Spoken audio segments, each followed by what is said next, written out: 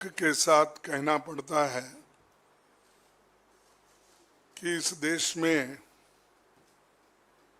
अभी संविधान को संपूर्णता बीजेपी के ओर से स्वीकार किया नहीं गया और वो बार बार आरएसएस, बीजेपी एक तरफ, प्रधानमंत्री भी एक तरफ ये बात करते हैं कि संविधान कभी नहीं बदलेगा, दूसरी तरफ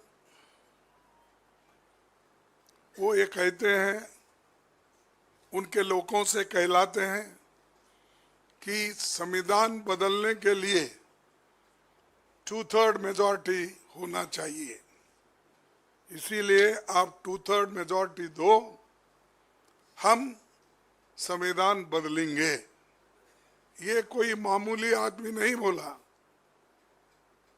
ये कोई फ्रिंज, क्या बोलते हैं उसको, हाँ, फ्रिंज एलिमेंट नहीं है, ये तो बीजेपी के नेता है, एमपीज हैं, आरएसएस संगठन है, ये पहले से बोलते आए हैं।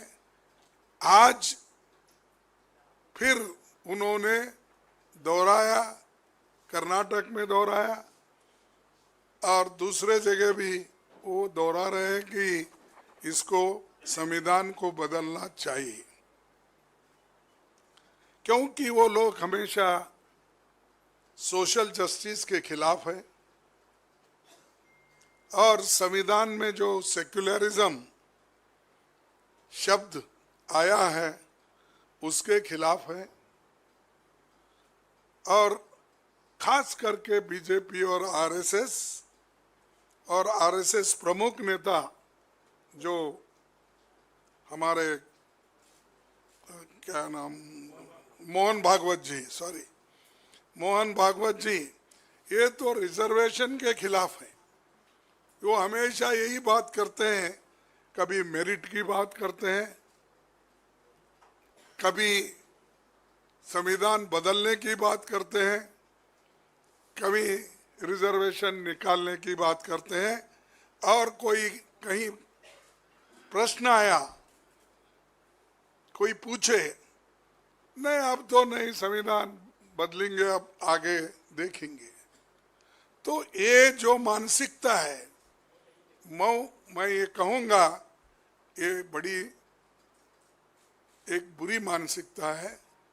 इससे देश में हंगामा मचेगा अगर आप संविधान को बदलने की बात बार बार अगर करते रहेंगे।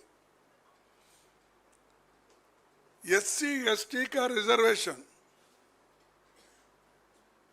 संविधान में तो दिया गया है, अब क्या बदलना चाहते हैं आप?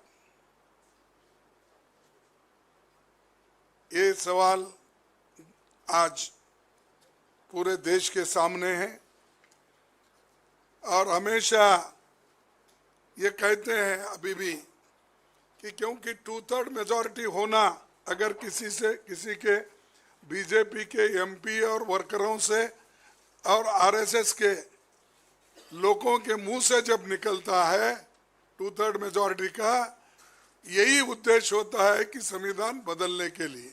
इसीलिए बार बार मोदी जी भी कहते हैं 400 पार। क्यों कहते हैं? अरे आप 2/3 मेजॉरिटी दे दो, हम संविधान बदलेंगे।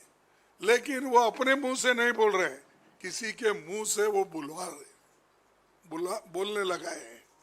नहीं तो अगर मोदी जी के पास हिम्मत है, अरे ये तो रिजर्वेशन के खिलाफ है, सोशल जस्टिस के खिलाफ है, मेरा पार्टी का आदमी अगर कोई बोलेगा उसको पार्टी के बाहर निकालूंगा, अगर ये हिम्मत करे तभी लोगों को विश्वास होता है।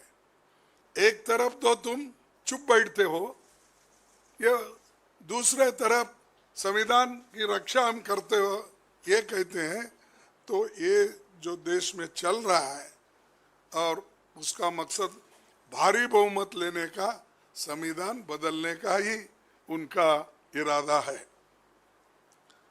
और दूसरी बात, संविधान बनाने में, देश को आजादी दिलाने में इनका कोई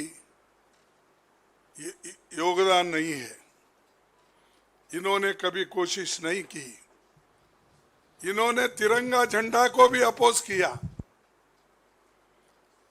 तिरंगा झंडे में जो अशोक चक्र है उसको अपोज किया, और वो आज भी अपना भगवा झंडा आरएसएस लगाते, राष्ट्रीय झंडे को उतना महत्व नहीं देते।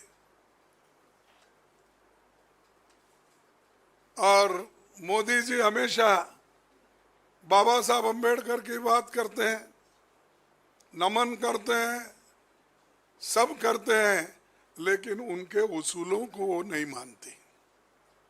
अगर उसूलों को मानते तो उसको जिन जिन लोग ये बात कह रहे हैं, जो लोग, उन लोगों को पार्टी से निकाले, या उनके टिकट को बंद कर दे, या उनको बोल दो आइंदा अगर आपने ऐसा किया मैं आपको पार्टी के बाहर निकालूंगा, ये सहन नहीं करूंगा। ये खासकर गरीबों के लिए बना हुआ संविधान है। सोशल जस्टिस ये संविधान में है, और सोशल जस्टिस आप इसलिए नहीं चाहते कि मैं ये कहूंगा कि आप मनुवादी हैं। संविधान जो बना तब से लोगों को, गरीब लोगों को, चाहे वो किसी कम्युनिटी के हो, उनको जो आज़ादी मिली है, वोट की आज़ादी मिली है, महिलाओं को भी, नहीं तो किसी देश में महिलाओं को वोटिंग अधिकार इमीडिएटली मिला है। आप देखिए इतिहास निकाल के, अमेरिका हो, यूरोप हो, ऑस्ट्रेलिया हो, स्विट्जरलैंड हो, कहीं भी आप देखो, कहीं भी आज़ादी मिलने के बाद, इंडिपेंडेंट कंट्री होने के बाद किसी ने भी महिलाओं को वोटिंग का अधिकार नहीं दिया। ये एक ही संविधान है जो बाबा साहब अम्बेडकर ने, पंडित जवाहरलाल नेहरू जी ने और ये सभी लोगों ने मिलके जो तैयार किया, ये एक ही संविधान है। सभी महिलाओं को, गरीबों को, पिछड़े हुए लोगों को और जो वंचित लोग हैं उनको समान अडल्ट फ्रेंचाइज, सबको समान वोटिंग का अधिकार दिया। ये भी नहीं मानते, और ऊपर से हमको पूछे तुमने क्या किया। ये सबसे बड़ा महत्व काम हमने किया, और इसको निकालने की कोशिश आप कर रहे हैं। ये बड़ी, मैं तो कहूँगा मुझे तो शर्म आती है, लेकिन मुझे मालूम नहीं बीजेपी वाले या लोग संविधान को निकालने की बात करते, उनको आती या नहीं आती मुझे मालूम नहीं। कभी मौका मिले तो आप उनसे पूछ लेना चाहिए।